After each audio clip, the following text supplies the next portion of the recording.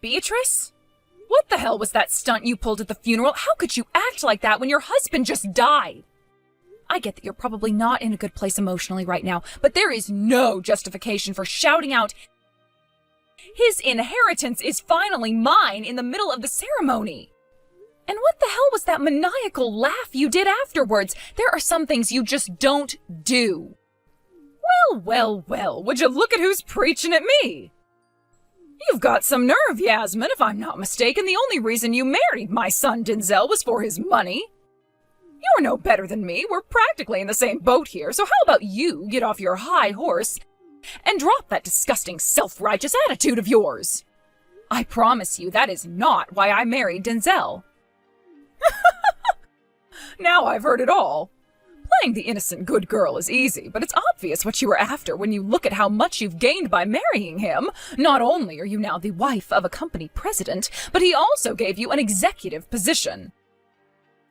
Convincing my son to marry you not only landed you a high-status husband, but also a high-status job. And you've got the nerve to preach at me?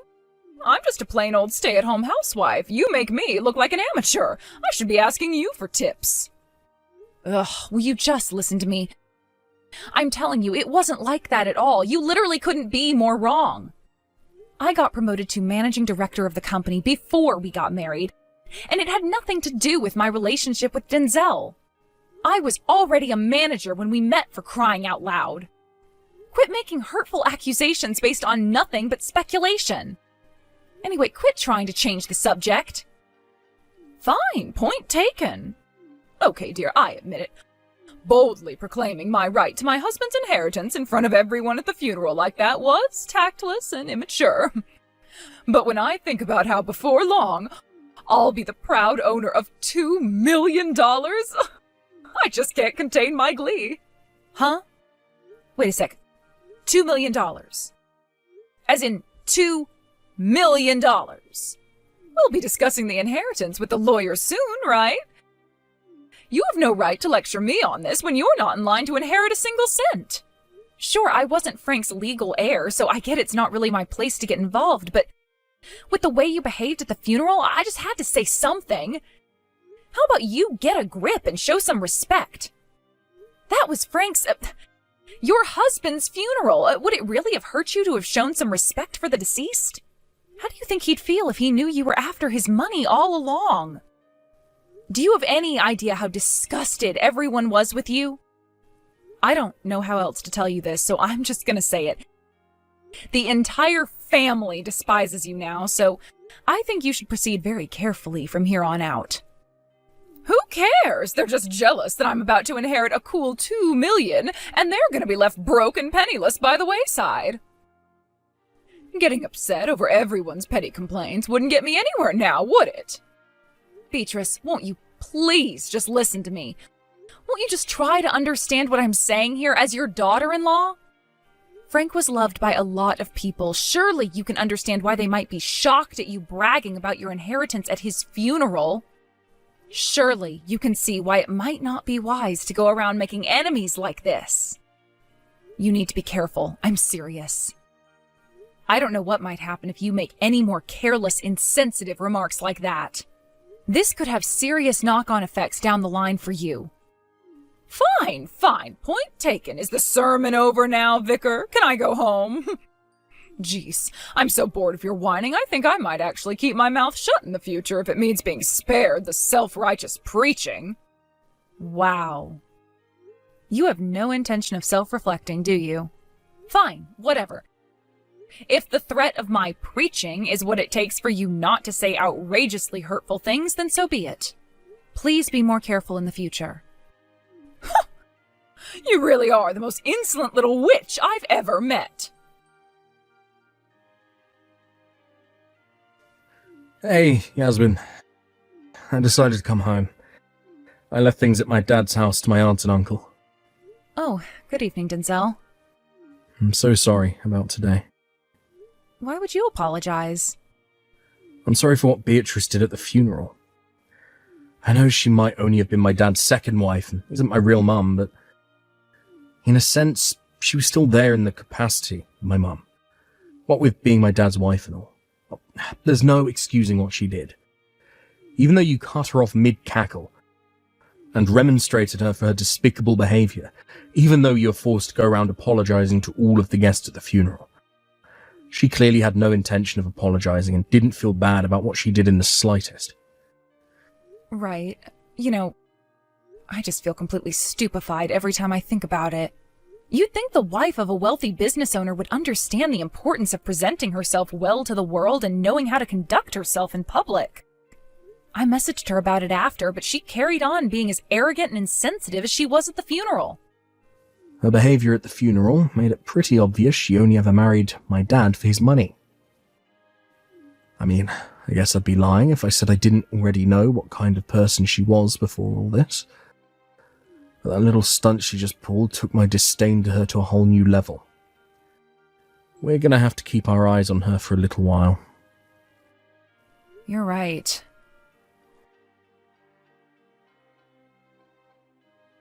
Hello, Yasmin. I'm going on vacation. Excuse me? Apparently there were a couple of guests who couldn't make it to the funeral due to a family emergency, so they'll be stopping by at the house to make their apologies and give their condolences shortly. Make sure you're home to receive them.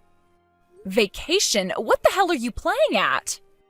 Your husband's barely been dead a week. It's only been 3 days since the funeral. How insensitive can you be? Do you have no idea how inappropriately you're behaving, or do you just not care? What do you suggest I do with all this free time I have on my hands? Huh? Thinking about my $2 million is a nice, happy distraction, and it puts a big smile on my face, but I'm not actually going to have it until the inheritance procedures are finalized with the lawyer. None of my friends, mostly the wives of CEOs and celebrities, are inviting me to social events because they think I'm grieving. To make matters worse, I can't even stay at the house because of all the gloomy, miserable people showing up to give their condolences. If I don't get a change of scenery soon, I might get depressed and kill myself. Oh my God! Well, your friends are obviously mistaken because you're clearly not grieving at all. I can't even believe what I'm reading. Is there nothing but a big black hole where your heart should be? Quit lecturing me and come to the house immediately. I've already left. I can't risk missing my flight. Your flight? What the hell? All right, toodles, honey pumpkin. Gah! When are you going to stop acting like this? Yasmin, is it true she went on vacation? Yes. I have no idea where she's going or when she'll be back. She left without giving me any details. I've been blowing up her phone with calls and messages, but she's completely ignoring me. God damn it. I really am sorry. Why would you apologize to me, Denzel? Because in the eye of the world, she is kinda seen as my mum. Who cares about the eyes of the world? You're my husband. You don't have to worry about things like that with me. Don't sweat it. I'm unfazed. Thanks, babe. There is something I need to ask you, though. What is it? It's about the inheritance. Beatrice seems to think she's in line to receive $2 million. Is that true? Excuse me? $2 million? Right? I wonder where the hell she got that idea from. You took the words right out of my mouth. What in the Lord's almighty name is going on here? What the hell was that crap written on that will? It said all of my husband's properties and assets went to Denzel while he was still alive? And I, his wife, am left with nothing but a measly $50,000? The rest of his money was donated to a cancer charity. Oh, I can't believe it. This is the ultimate betrayal. Yep, there you have it. You kind of just answered your own question, so I'm not really sure what to say. Seems like you understand the will perfectly. What did you do? This is all the result of one of your cunning little schemes, isn't it, woman? I bet you've been planning this scenario ever since my husband was still alive, haven't you? No, the will has nothing to do with me. happened to the 2 million I was supposed to inherit? Yeah, about that. I never really understood how you managed to convince yourself you were in line to inherit $2 million. Would you mind explaining? What is there to explain? Isn't it obvious? I heard his first wife got $2 million, so I thought I'd get the same. Why would he pay his current wife less than his ex? Huh? By his ex-wife, do you mean Denzel's mother? Who else would I be talking about, bird brain? Ah, I think I understand now. Where the hell did my $2 million disappear to? Your $2 million is already gone. Huh? What did you just say? How could my $2 million be gone? What does that even mean? Denzel's mom manages a high-end burger joint in New York. Frank owned it, but she runs it. Apparently the yearly revenue hit the $2 million mark just before Frank passed away. Huh? A yearly revenue? I'm guessing that's where you got the $2 million figure from. Oh, and before you get excited, the restaurant was left to Denzel's little brother and his wife, so you won't be getting that either. Basically, that $2 million you convinced yourself you were set to inherit didn't actually have anything to do with the inheritance at all. Oh my God. Oh, this can't be happening. You mean my $2 million never even existed? Yes, exactly. Still, you did get $50,000. That's hardly a small sum of money, Beatrice. Surely that should be enough for you.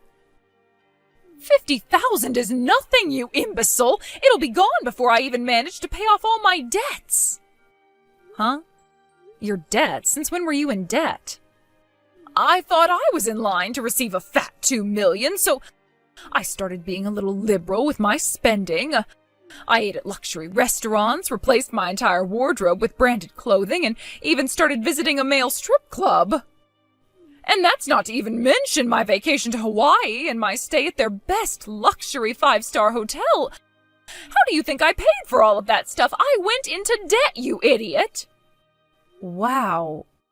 So are you telling me the total of all that stuff came to more than $50,000? I'll be completely broke when I pay everything off. What are you going to do to fix this, young lady? And why exactly would I do that? Aha, of course! You're to relinquish your position as managing director at my son's company to me at once. Excuse me? Everyone knows corporate bigwigs get paid absurd sums of money to do nothing but laze around in their offices while barking orders at people all day. Even I, a stay-at-home housewife, could do that. Yes, that's it. The solution to my problems, with your salary, I'll have my debt paid off in no time, and before long, I'll be able to start spending money and enjoying my life again. I can assure you, managing a company definitely isn't as much of a cakewalk as you seem to think it is. Huh?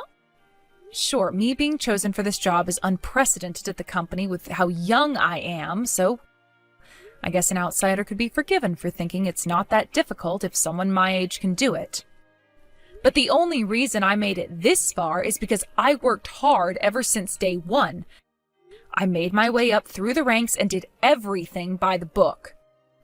I certainly didn't make it to where I am through special treatment, and it didn't have anything to do with me being Denzel, the company president's wife.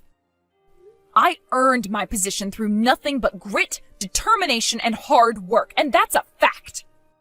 Oh, wow, Yasmin, there's no need to get upset. How the heck did you think I was going to respond to hearing my job being described as lazing around in my office while barking orders at people all day, after slowly clawing my way through the ranks by sacrificing my personal life due to constant overtime and overnight stays at the office for years to get it? It'd be weirder if having to deal with a crazy bitch like you didn't make me angry. Fine, point taken. You can keep your job. But you are going to have to provide me with some form of recompense for the unfortunate situation you've put me in. You'll spare some money for your mother-in-law, won't you, dear? I'm in a rather awkward position here. For the situation I put you in? What the hell are you talking about? Anyway, don't you have your pension? Why can't you live on that?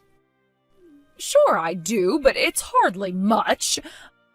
I sure as heck won't be able to rely on it for the rest of my life. I need security, dear. And why is that my problem? You can play the sympathy card till you're blue in the face for all I care. I'm not giving you a single cent. Denzel is the CEO now after inheriting the company from his dad. You are not, nor have you ever, been in any position to interfere with anything related to the company. Surely if you put in a good word for me with Denzel, he'll be able to arrange some monthly payments for me to live on. It's not like I'm asking for much, just $10K a month will do. Are you seriously asking for $10,000 a month from a company you have nothing to do with? Your arrogance truly knows no bounds. Then what do you suggest I do? Would you see me out on the streets begging for handouts? Would it really kill you to get a job? Huh? A job? You're still in your 40s. There's literally no reason you can't get a job and work like the rest of us. If you want to work at our company, then you'll just have to apply when we start recruiting again, just like anyone else would. You're not entitled to handouts or easy access just because of me and Denzel.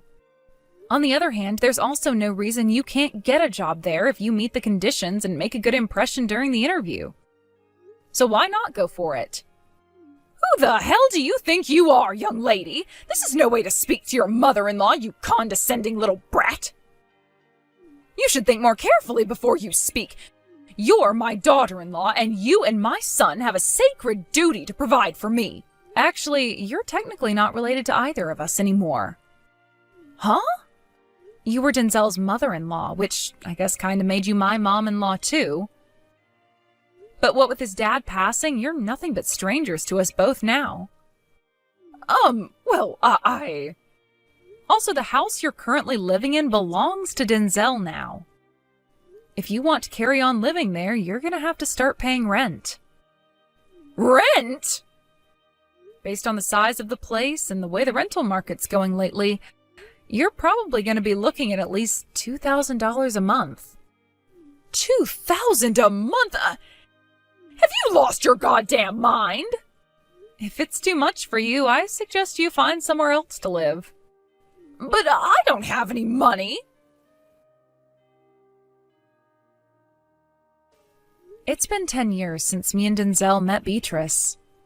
Ever since that time, she had the privilege of living a life of leisure and carefree luxury as a stay-at-home housewife on Denzel's dad's dime, without ever having to work once. However, her life of luxury and relaxation fell apart in an instant with the shocking and sudden passing of her husband.